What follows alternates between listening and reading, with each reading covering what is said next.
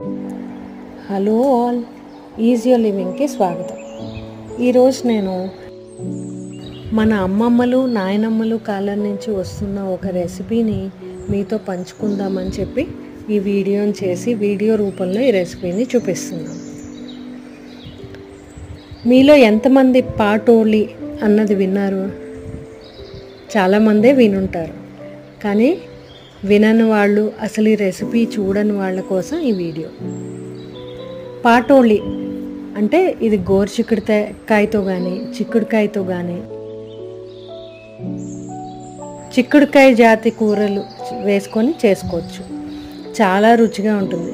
అసలు పిల్లలు తినకపోతే గోరుచిక్కుడుకాయ ఈ విధంగా మనం చేసి చూపిస్తే తప్పకుండా గోరుచిక్కుడుకాయ అంటే ఇష్టపడతారు.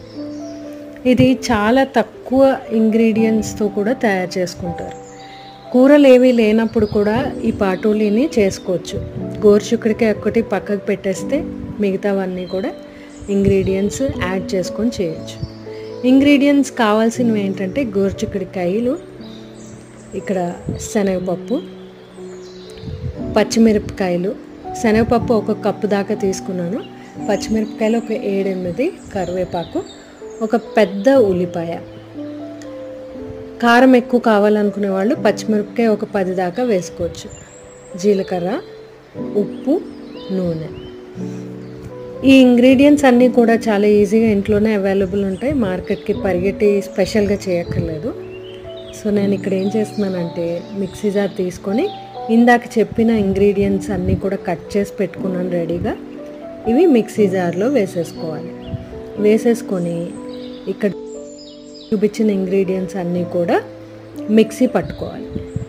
గోరుచిక్కుడుకాయలు ఉడకపెట్టే ముందు ఉప్పు, పసుపు వేసి ఉడకపెట్టి పక్కన పెట్టుకోవాలి. జీలకర్ర కూడా మిక్సీ జార్లో వేసుకొని అన్ని గోరుచిక్కుడుకాయలు తప్ప మిగతావన్నీ కూడా మిక్సీ పట్టుకోవాలన్నమాట. ఇక్కడ నేను స్టవ్ వెలిగించి రెడీ పెట్టుకుంటున్నాను. స్టవ్ వేడెక్కే లోపల మిక్సీ పట్టేసుకున్న మిశ్రమాన్ని రెడీ పెట్టుకున్నాను. మూకుడు వేడెక్కిన తర్వాత కొంచెం నూనె పోసి, నూనె వేడెక్కాక ఇందాక మిక్సీ పట్టుకున్న మిశ్రమం ఏదైతే ఉందో అది అందులో వేసేసుకోవాలి.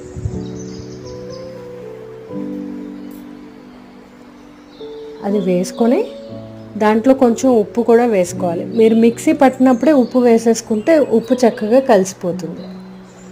సో నూనెలో కొంచెం ఉప్పు వేసుకొని ఆ మిశ్రమాన్ని బాగా కలిపేసుకొని అది వేగుతున్నప్పుడు అస్సలు కలపకూడదు. అందుకనే ముందే వేయించేసుకొని అది చక్కగా మూకిటికి అద్ది పెట్టేస్తే కాసేపటికి బాగా వేగిపోతుంది. అది బాగా వేగిన తర్వాత ఇంకో వేపుకి తిప్పుకొని మనం ఇందాక ఉడికించి పక్కన పెట్టుకున్న గోరుచిక్కుడుకాయలు ఏవైతే ఉన్నాయో అవి దాంట్లో వేసుకొని కలిపేసుకోవాలి. చూసారా ఇక్కడ ఎంత ఎర్రగా చక్కగా వచ్చిందో? ఇలా ఎర్రగా వచ్చిన తర్వాత గోరుచిక్కుడుకాయల్ని వేసుకోవాలి.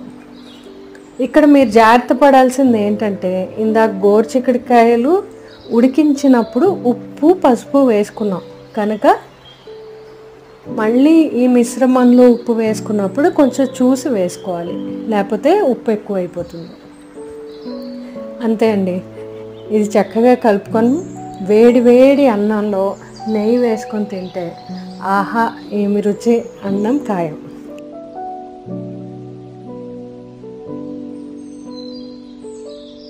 ట్రై చేసి చూడండి.